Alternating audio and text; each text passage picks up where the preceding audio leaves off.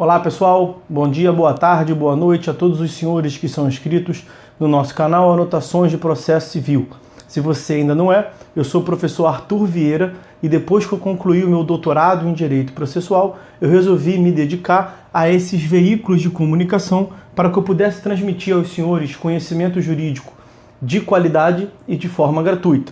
Aqui eu vou pontuar o meu e-mail de contato para que eventuais interessados possam estabelecer um contato mais direto. Inclusive, nós podemos eventualmente considerar a hipótese de publicar um artigo científico em conjunto, tá certo?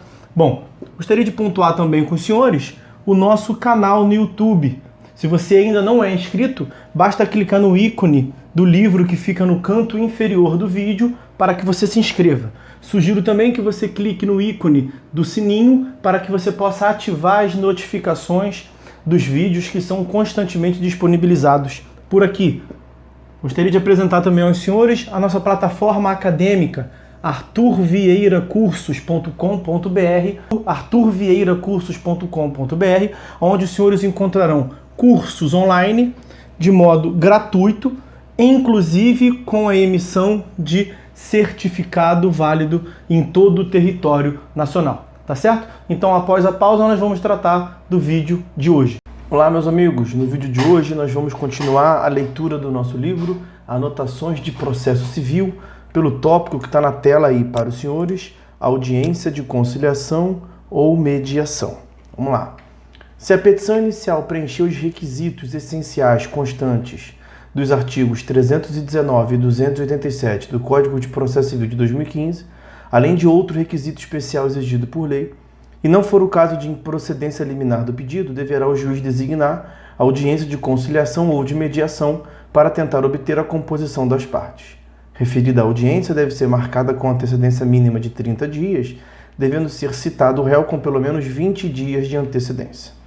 Nesta fase, houve significativa alteração no procedimento, tendo em vista que o primeiro ato processual a ser praticado pelo demandado não será mais a apresentação de sua resposta, como exercício do direito de defesa, mas o comparecimento à audiência designada em regime semelhante ao dos juizados especiais cíveis. Buscou-se estimular a autocomposição entre as partes, com fulcro no modelo de justiça coexistencial. Nosso ordenamento jurídico vem buscando implementar uma nova forma de encarar a prestação do serviço de justiça, atendendo a orientação de Mauro Capelletti, mais especificamente ao novo enfoque de acesso à justiça, a terceira onda renovatória do processo civil. São exemplos, dentre tantos outros, em primeiro lugar, a edição da Resolução CNJ 125 de 2010, que institui a Política Pública Nacional de Tratamento Adequado de Solução dos Conflitos. Em segundo lugar, a Semana Nacional de Conciliação.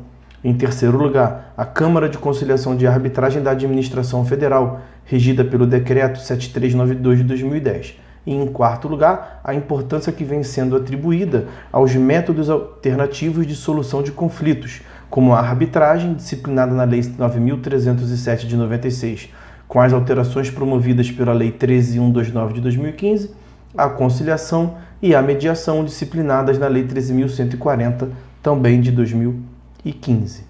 Agora eu vou trazer uma citação direta para os senhores, cuja referência bibliográfica completa aparece na tela, a obra de Teresa Ruda Alvim Vamber e demais autores. Entre parênteses, a conciliação e a mediação foram incluídas na legislação processual, eis que nos últimos anos consolidou-se uma política de incentivo às técnicas de solução consensual.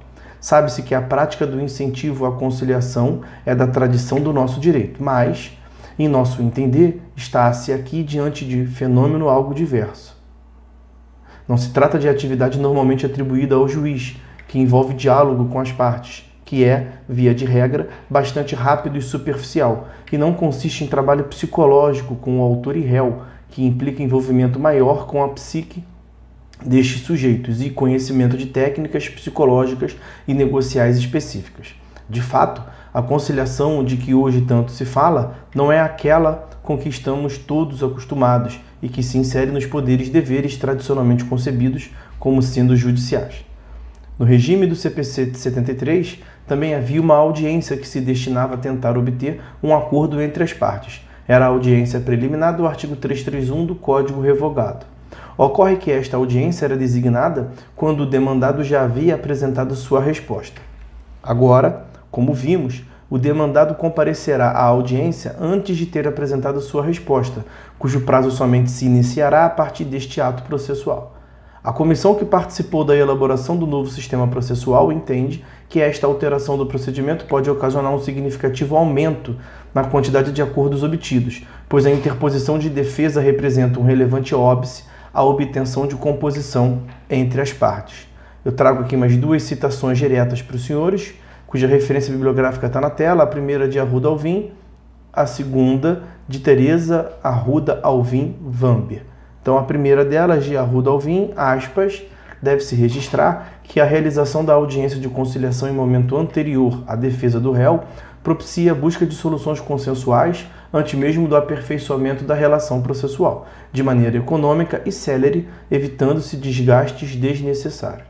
Agora, a referência da professora Maria Teresa Arruda Alvim Vamber e demais autores. Com o novo CPC, a audiência de conciliação será realizada antes da apresentação de defesa pelo réu, tendo como objetivo principal a economia e a celeridade processual. Entende-se que o fato de o réu se preparar para defender-se acirra os ânimos e dificulta o acordo. E, como ainda não terá sido apresentada a defesa, o saneamento do processo é postergado para outro momento processual. Outra diferença dos procedimentos em relação à audiência é que no sistema do CPC de 73, a audiência não se destinava apenas à tentativa de composição entre as partes. Em caso de insucesso, o juiz fixava os pontos controvertidos, decidia as questões processuais e determinava as provas a serem produzidas, razão pela qual deixou de ser denominada audiência de conciliação e passou a ser chamada de audiência preliminar. Ao passo que esta audiência no novo CPC terá apenas este intuito, nos moldes do que se passa nos juizados especiais cíveis. O artigo 331 do CPC de 73 fazia referência apenas à conciliação, ao passo que o artigo 334 do CPC de 2015 refere-se à conciliação e mediação, devendo o juiz indicar qual método adequado para cada caso concreto que se lhes apresente, nos moldes dos parágrafos 2º e 3º do artigo 165 do novo CPC. Mais uma citação direta, cuja referência bibliográfica aparece na tela aí para os senhores, a obra do professor Nelson Neri Júnior. Aspas. A distinção que se impõe fazer entre as duas figuras do conciliador e do mediador, que são auxiliares da justiça, inicia-se dos fatos que emergem da lide e apontam para a existência de partes em situação pontual de conflito ou em situação potencial de permanência em conflito. O conciliador estabelece meios para a aproximação das partes e para o fim do litígio. O mediador analisa a causa do conflito em sua origem pré-processual e em sua extensão pós-processual, por causa de peculiaridades que fazem as partes permanecerem em situação de litígio, família, vizinhança, realização de negócios diferidos, etc. O mediador, por isso, é auxiliar que atua em aspecto mais amplo da litigiosidade entre as partes. Não obstante a especificação da função dos conciliadores e dos mediadores no artigo 165 do CPC, esses intermediadores são tratados de modo idêntico, com as mesmas responsabilidades, obrigações, forma de registro, etc. Não será realizada a audiência de conciliação ou mediação quando ambas as partes manifestarem expressamente desinteresse na composição consensual ou se a demanda versar sobre matéria que não admita a autocomposição, nos termos do parágrafo 4º do artigo 334. Trata-se, portanto, de ônus processual atribuído às partes, que deverão manifestar-se expressamente quanto ao seu desinteresse na realização da referida audiência. Mais uma citação direta que eu trago para os senhores da obra de uma referência bibliográfica, cuja referência completa vai aparecer logo adiante para os senhores. Aspas. O sistema processual civil brasileiro sofreu significativa reformulação com a Lei 8952 de 94. Antes, o juiz saneava o feito em cartório. Na última versão vigente do CPC de 73, isto deveria ser feito na audiência preliminar, não devendo o juiz consultar as partes, indagando se tem interesse na realização da audiência que a lei impõe seja realizada. O juiz deverá praticar os demais atos previstos pela norma ora analisada, no momento processual adequado para tanto, na audiência preliminar. Na atual sistemática, essa regra persiste, com a diferença de que a parte pode declinar da conciliação, mas deve informar com antecedência seu desinteresse.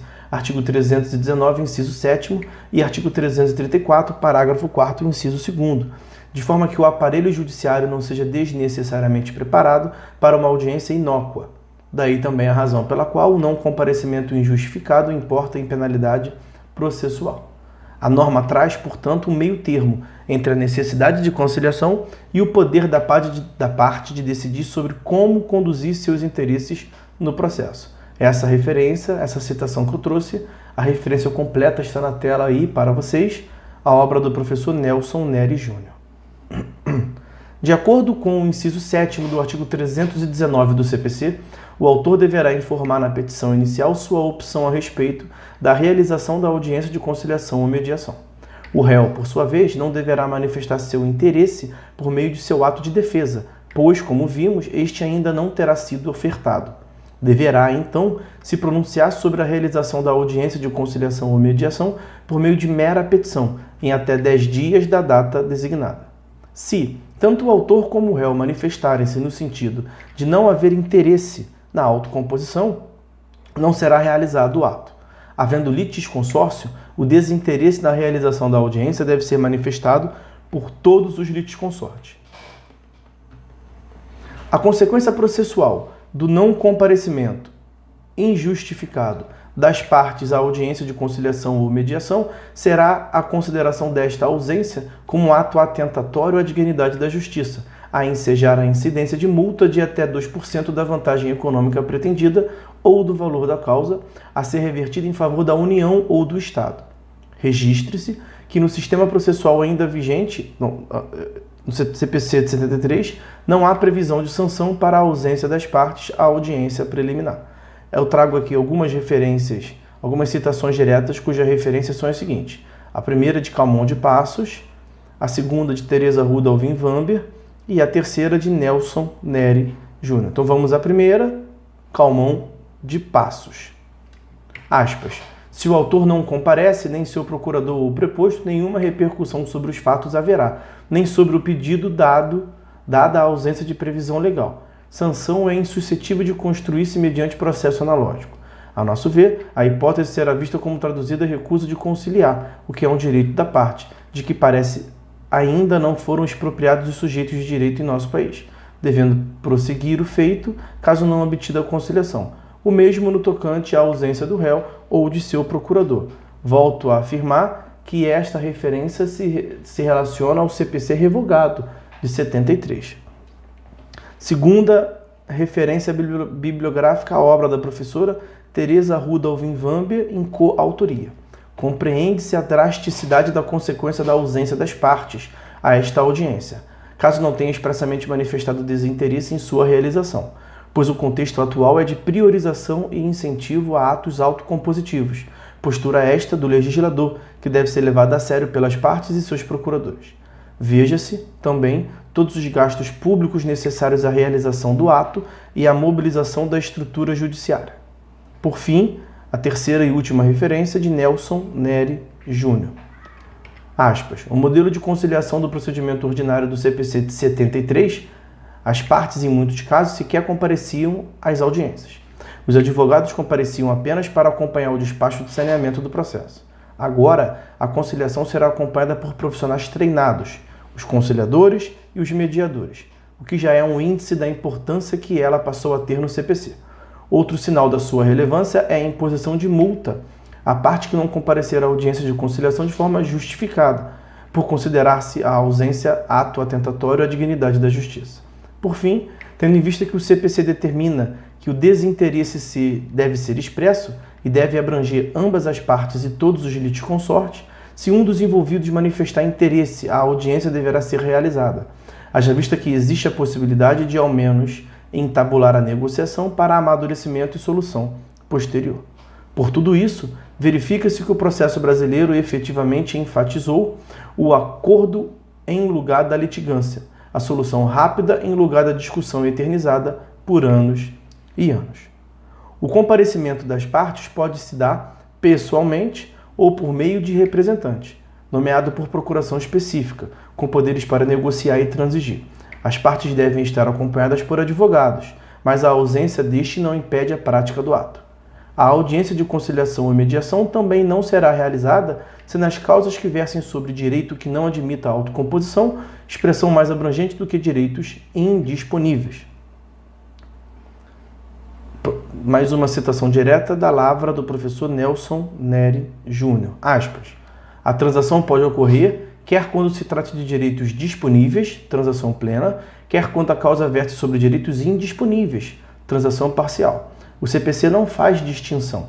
Os alimentos devidos por parente, por exemplo, são indisponíveis porque irrenunciáveis. Nada obsta, entretanto, que as partes acordem sobre o montante e a forma de pagamento, podendo tal transação ser homologada. Da mesma forma, o réu pode reconhecer juridicamente o pedido na ação de investigação de paternidade. Quanto ao prazo para a intimação das partes, quanto à realização da audiência de conciliação ou mediação, estipulou a lei em 30 dias de antecedência, para o autor e 20 dias para a citação do réu. A lei não cuidou do prazo máximo para que esta audiência seja realizada. A lei disciplina, ainda, a possibilidade de realização desta audiência de conciliação ou mediação por meio eletrônico, inspirada provavelmente na experiência do interrogatório por videoconferência, previsto no parágrafo 2º do artigo 185 do Código de Processo Penal, incluído pela Lei 11.900 de 2009. No âmbito da jurisdição civil, a exitosa experiência desenvolvida pelo Tribunal Regional Federal da 4ª Região, onde realizam-se várias audiências de conciliação por meio de videoconferência. Ao invés de se deslocar ao Tribunal Regional Federal, as partes dirigem-se à subseção judiciária, acompanhada de seu advogado, sendo o ato realizado em sala específica, que conta com recurso de transmissão de áudio e vídeo. Trata-se, inegavelmente, de medida salutar, por conferir praticidade, racionalidade e celeridade processual ao processo. A doutrina adverte, no entanto, para a importância do contato pessoal entre as partes e o órgão jurisdicional, não devendo tal previsão ser aplicada a todos os casos, como regra geral, mas em casos excepcionais, em que haja dificuldade de acesso das partes ao local designado para a prática do ato. Uma próxima citação direta da lavra do professor Nelson Neri Júnior, uma vez mais. Aspas. No caso, o único meio eletrônico que permite a realização da audiência de forma que partes, advogados e juiz possam interagir é a videoconferência. E mesmo assim, entendemos que a presença física das partes é sempre a melhor opção, devendo a videoconferência ser utilizada em casos nos quais haja dificuldade de locomoção de uma das partes. Sendo obtida a autocomposição das partes, deverá esta autocomposição ser reduzida a termo e encaminhada à homologação judicial, hipótese em que o processo será extinto por decisão de mérito, a qual será atribuída eficácia executiva, sendo constituído o título executivo judicial nos termos dos artigos 487, inciso 3º, alínea B, e 515, inciso 2º do novo CPC. Vamos fazer um corte no vídeo por aqui. Acabamos de estudar a audiência de conciliação e mediação. A partir do próximo vídeo, nós veremos uma série de vídeos relacionados à defesa do réu, à contestação e à reconvenção. Tá certo? Então, por hora é só. Fiquem todos com Deus e até a próxima.